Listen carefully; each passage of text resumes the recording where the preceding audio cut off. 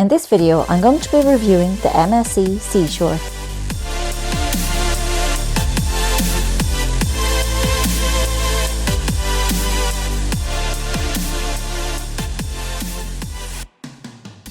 Built in 2021, she is one of the newer ships in the fleet, with a capacity of over 5,000. She was currently sailing around the Caribbean from Port Everglades. We flew to Orlando and got the bus to the port, which took about 45 minutes. We did an 11-night cruise on Seashore and got to know the ship really well. This cruise was, in fact, a 7-night and a 4-night cruise combined, but I didn't know that when I booked it. Boarding was really quick. I barely had time to find my passport. Once on board, we were greeted by that glitzy, modern MSC decor and an upbeat atmosphere. We went straight to our cabin to drop off our bags, which I'll be reviewing later, and then we went up to the buffet to get some lunch. I've heard good and bad reports about the food on MSC ships. I figured this is down to personal taste. I thought that there was a really wide variety of food on offer and something to suit everyone.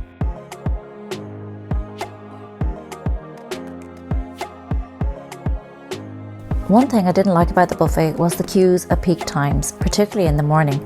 I opted to go for breakfast a little earlier, around 8, and at this time it was easy to get what you wanted without waiting.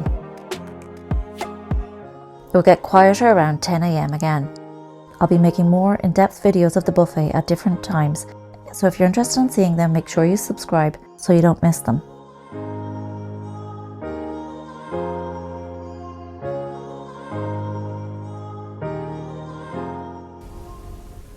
Luckily for the kids, there is a section where they can get food quickly without waiting. It did have a limited amount of options, but they didn't have to queue.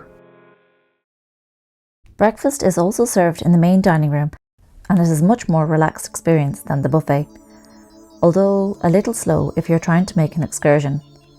2 of the mornings they had a fantastic breakfast called the Tour de Brunch, where they serve different dishes from around the world. If it is offered on your cruise, you should definitely try it out.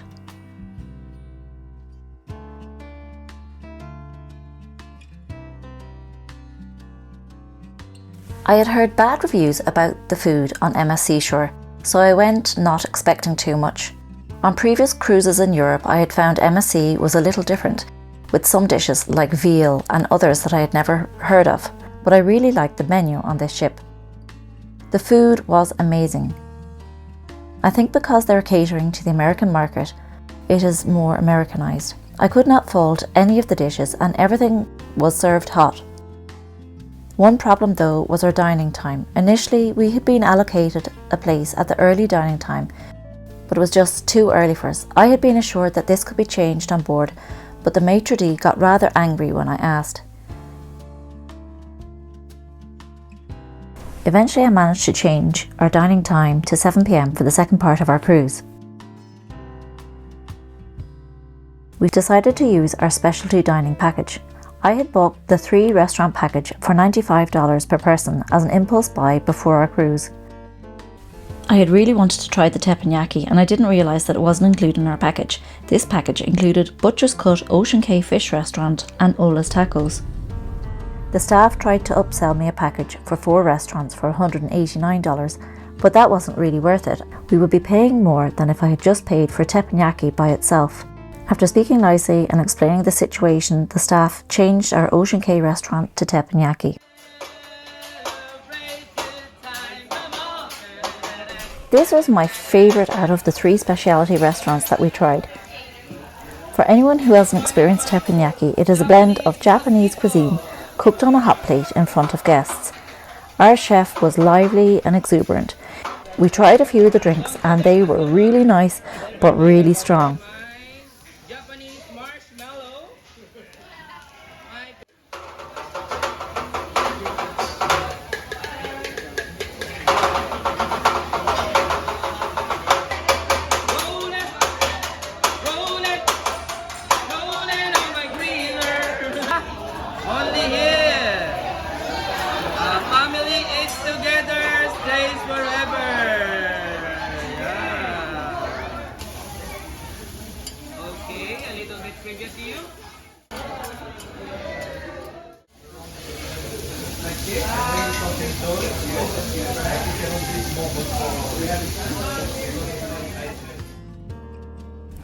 Ola's Tacos is located on deck 8.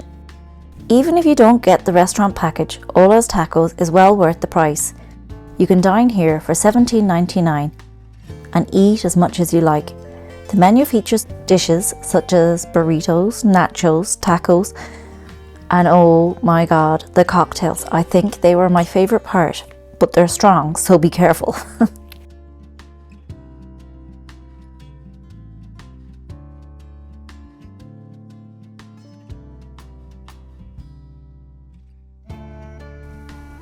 Butcher's Cut on MSC Shore is a contemporary American-style steakhouse.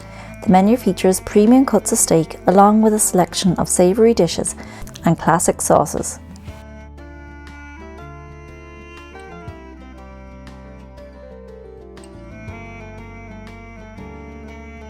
The food here was really good.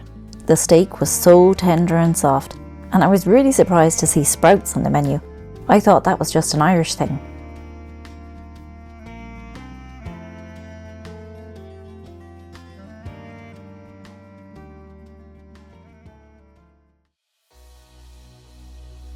We chose this cruise partly because it had quite a lot to entertain families. I really liked this area because it was easy to keep an eye on your kids while standing around the pool.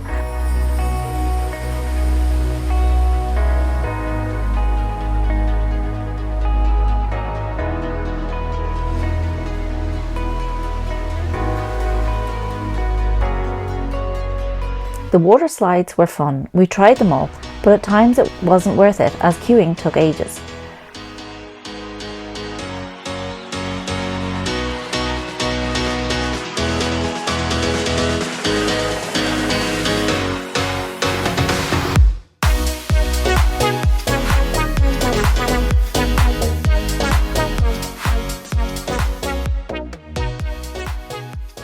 Overlooking Pirates Cove, there is Adventure Trail, a small ropes course, and the sports court.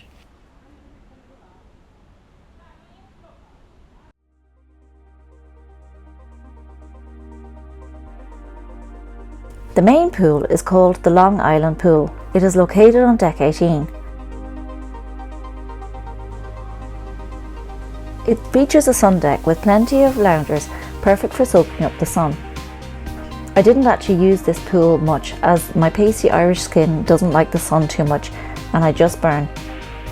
The only areas to sit near this pool in the shade were the pool bar and the area at the side of the ship. But these seats were always taken and I never managed to get a seat here. This was filmed during boarding day, that's why it's not too busy. The infinity pool. This was probably my favourite pool on board. Although the pool is quite small, it is very relaxing. As it is adult only, I only went to this pool once as my son didn't settle in the kids club. The jungle pool is located on deck 16. The decor has a tropical rainforest vibe. I loved having my coffee here in the mornings when I found the buffet too busy. The loungers were really comfortable and there were also jacuzzis.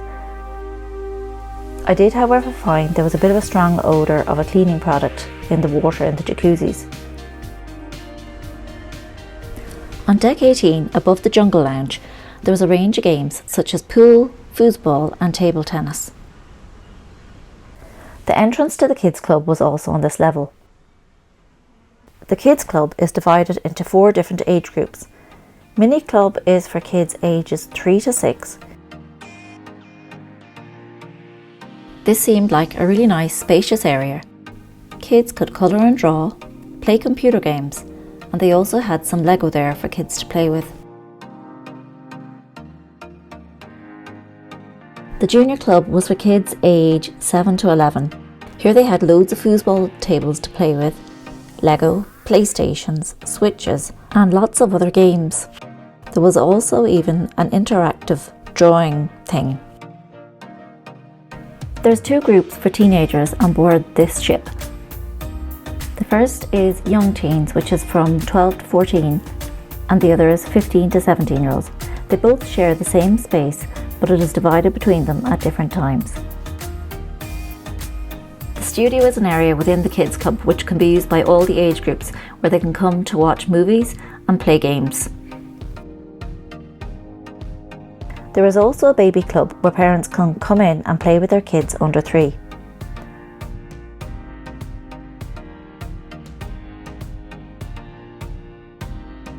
One thing that I really liked in the Kids Club was the hygiene.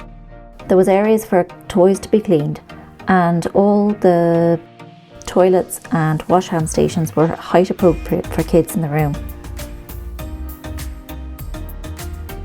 The Hall of Games. The arcade is located next to the Kids Club. We had purchased a fun pass for my son prior to the cruise and got 140 credit for $80.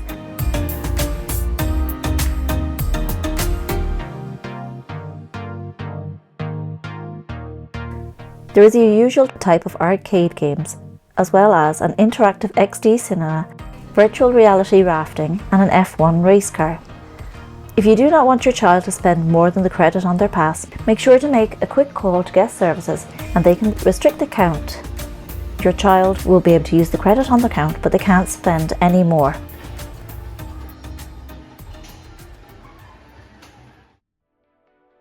There are so many bars on this ship, I'm not going to go through all of them, but you are never far from a bar.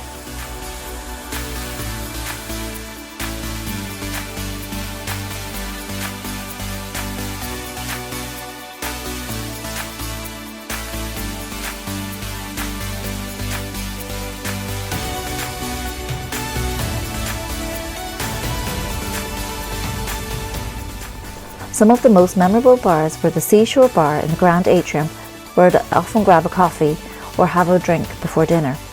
It is a lively place in the evenings with music and dancing.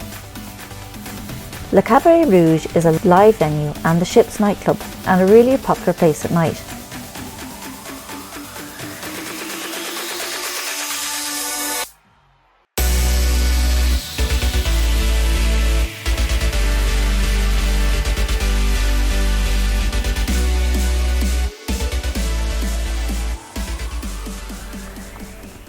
My favourite bar was the Horizon Bar. The staff here was so attentive and friendly. It was not quite as busy as the pool bar and had a small amount of seating overlooking the pool deck. The bars on the ship are really busy. Even though the ship is massive, people seem to all congregate in the same areas. One thing I really liked about this cruise was the drinks package. I don't drink too much, but when I do, I tend to prefer premium drinks. Compared to other cruise lines, I think that MSC has a really good range. Here is one of the drinks menus to give you an idea of the prices of drinks on board.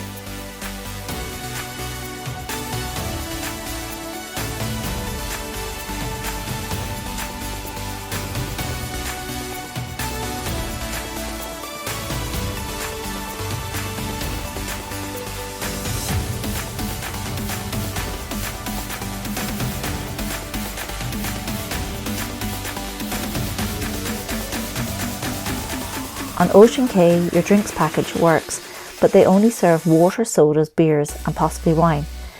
I could get coffee on the island, but it was chargeable to my account. The Madison Theatre. To book shows in this ship, you need to book tickets either through the app or the screens on board. They got booked up really quickly. I realised that early evening seemed to be a good time to reserve seats for the show the next day. Be sure to get to the theatre early, as your seats will be given away if you do not arrive 10 minutes before.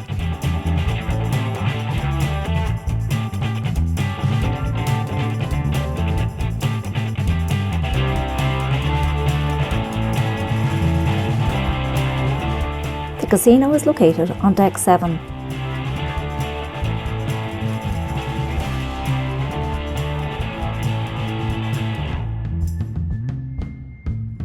The casino on this ship is the busiest I have ever seen a casino on a cruise ship. But there are also a few slot machines in the sports bar located on deck 8 above the casino. I don't gamble, so I can't really tell you much about it.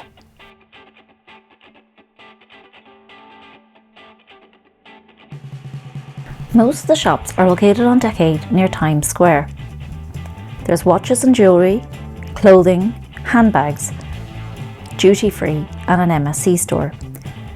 We thought the prices in the duty free were really good compared to Irish prices.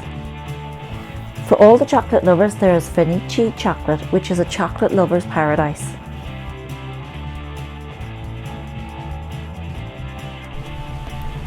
The MSC Foundation store is located on Deck 5. The hub is here also for all your photography needs.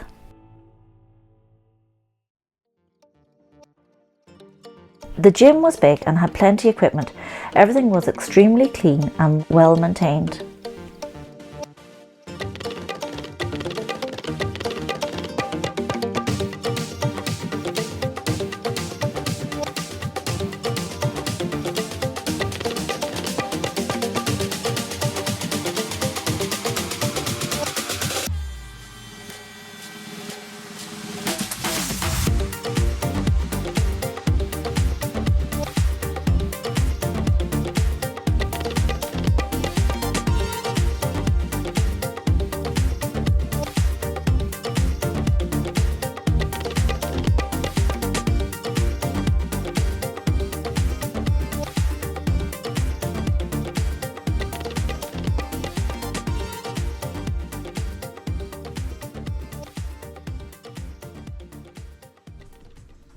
This ship is huge. If you need a bit of retreat, the spa is the perfect place. It is located on Deck 8. As you walk in, there is a barber's, a medical spa, a huge hair salon, and a room for pedicures and manicures. There are numerous treatment rooms for body and facial treatments.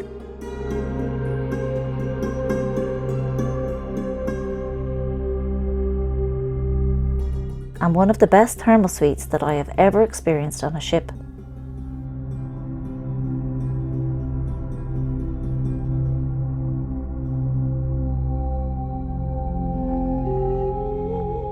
There are different types of sauna, salt rooms, various light therapy showers, aroma showers, a relaxation pool, a light steam room and a dark steam room, Arctic showers, a snow room, which I really loved, and relaxation areas.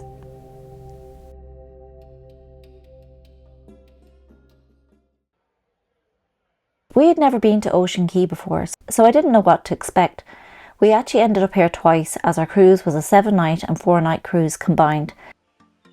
The island is really beautiful. You can see that they're still doing a lot of work on the island. Apparently there's plans for a pool. As you walk off the ship, you will see an information desk in front of you. This is a handy place to pick up a map and familiarise yourself with the island. Behind this, you have the excursion desk, so if you have any bookings or rentals, this is the place to go. These are the prices for the excursions when we were on the island. The parasols on the beach are not complimentary. It is $29 to rent an umbrella, but I believe it was cheaper, around $14 if you pre-book online before boarding. And then just beyond this, you have the shops down there and the largest bar on the island. On the left hand side here, you have the transport hub where you can get a little shuttle bus that'll bring you to the other side of the island.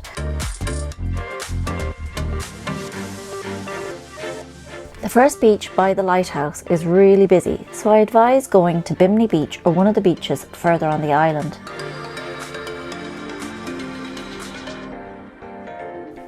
The buffet was really busy on our first stop here, but the next time I just walked in with no queue.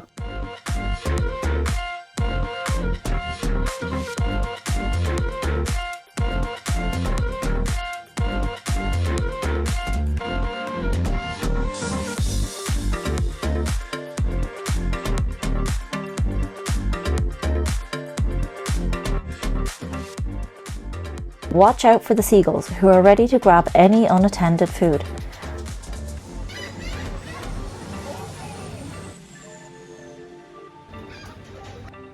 There are snack shacks on the beach, but I did not eat there, but it would be handy if you didn't want to walk to the buffet.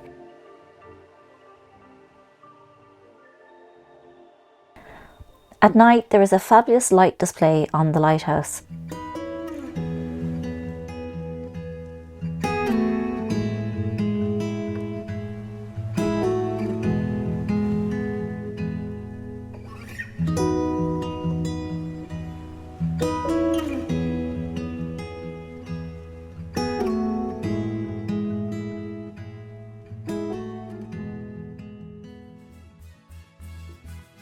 We've been to Costa Maya before.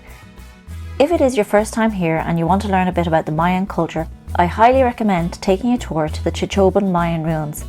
It's quite a distance from the port, so I would recommend taking a ship tour.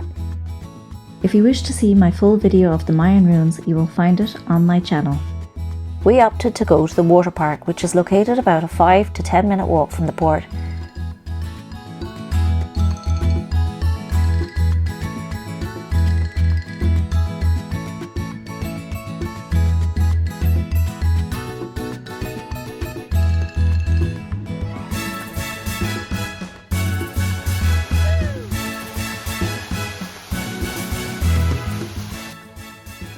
I don't really like water slides, so I left the boys to do them while I relaxed at the pool. I did go on the lazy river and the zip lines.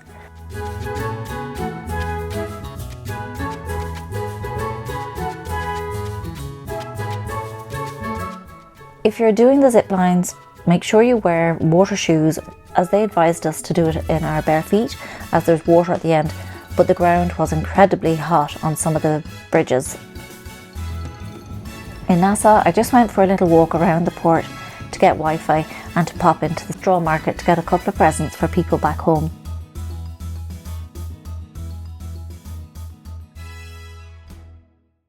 Now, as promised, I'm going to give you a tour of our cabin. To activate the lights and the electricity in the room, just pop your card in the slot. Above this, you have two buttons. So the first one here is the do not disturb one, and the one below is to have the room made up. This here controls the air conditioning in the room, so it's very easy. Up turns the temperature up and down turns the temperature down. We are just back from Nassau, so forgive me, the bathroom is a little bit of a mess because I just had a shower. So the shower has 3 settings. There's one really good jet one for getting sand off after being at the beach. Up here there should be a washer line, but there's none. I have told guest services, but they don't seem too bothered to fix it. There's shampoo and shower gel in the room, so make sure you bring your own conditioner if you need it. Okay, so here you have the toilet. It's pretty self-explanatory. I don't think I need to say any more about that. Up here you will find your fresh towels. If you don't need fresh towels, just hang them up on the railing. Our cleaner told us that there was a bit of a shortage of beach towels on the ship, so they weren't always replaced immediately. We have some shelves over here in the corner. Down below you have the toilet roll, and the sink is quite small, to be honest. I like to wash our swimming gear after being at the beach, and there was water splattering everywhere here. Down here you have the bin, and here you have space to hang your towels and the shaving mirror.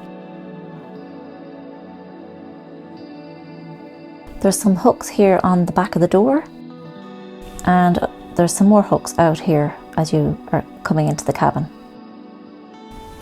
So this here is the couch bed. My son has been sleeping on this and he said it's been incredibly comfortable. And over here you have the wardrobe. The storage is good. It's a bit of a mess. There's 3 of us in the cabin. Here you have the safe. It's not that big, but you can put small items like keys, a small camera, phones, passports, etc. inside. But one thing I didn't like was this door here. It was very hard to open it and I had to actually use my nails to pull it. So it would be really handy if they put a handle or something on, it wouldn't be that hard. Now moving over here to the dresser, we have some glasses and an ice bucket. The minibar menu is here. The drinks on the minibar menu are not included in your packages, so you will have to pay for them. I'll just show you what it's like inside. My son has the kids package and he doesn't even drink the cocktails. He will occasionally drink this chocolate milk, so we actually took that from the buffet and put it in here ourselves. There you have the waters, and here we have some beers and stuff on the door. This is where the hairdryer is stored. I have my own hairdryer in here because I just prefer using it, but there is one here in the room, but it's not as powerful as my own one. We have the Fantastica package, which means we can order breakfast to the room, which we haven't really availed of much. We did it once on this cruise.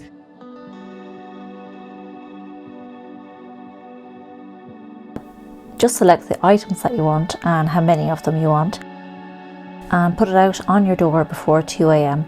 On the back you have the times when you can have it delivered, so just select the time that you want it delivered. Under here we have a soft stool, and then we have this little table thing. I'm not going to pull it out at the moment. There's 3 drawers here. Here you have your sockets. You have the American ones and the European ones, and you have 2 USB sockets. The TV is nice and big, but unfortunately it hasn't worked very well. I think the problem is the remote. It seems that the down and the select buttons don't work. I have notified guest services, but they haven't replaced the remote. So we haven't been able to check our account, and the app hasn't worked either. So we have to keep going down to guest services to check our account. The bed has been extremely comfortable. It doesn't have any of that nasty air conditioning coming down on top of you. The mattress was nice and firm, and the pillows were really good also. Over here beside the bed you have the switches for the lights in the room, and these here are for the bedside lights. On this side of the room you have the light for the room as well, and here you have a USB charging slot. I don't know why they didn't put one on the other side of the bed. It would have been useful if they did. Now I'll show you the balcony. So we're in the Bahamas today. So over there we have Disney Magic. They have given us 2 chairs and a little table, and we found it really nice just to sit out here in the evenings when my son has gone to bed, that we can just chill out and have a nice quiet drink and listen to the sound of the ocean. As this was a back-to-back cruise, we were required to check in through TSA.